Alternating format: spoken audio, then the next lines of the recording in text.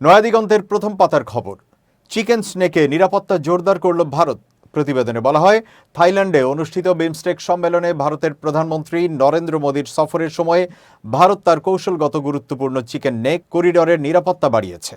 পশ্চিমবঙ্গের শিলিগুড়ি করিডর, যা উত্তর পূর্ব ভারতের সঙ্গে মূল ভূখণ্ডকে সংযুক্ত করে, এর চারপাশে রয়েছে নেপাল, বাংলাদেশ, ভুটান ও চীন।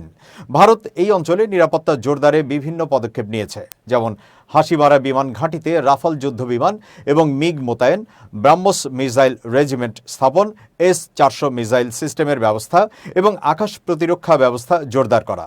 এছাড়া নিয়মিত ট্যাঙ্ক এবং লাইভ ফায়ার সামরিক মহড়াও চালানো হচ্ছে।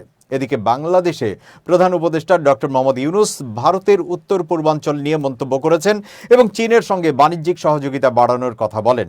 বিশেষজ্ঞরা বলছেন, বাংলাদেশের সঙ্গে চীনের সম্পর্ক ভারতের জন্য একটি কৌশলগত চ্যালেঞ্জ হতে পারে।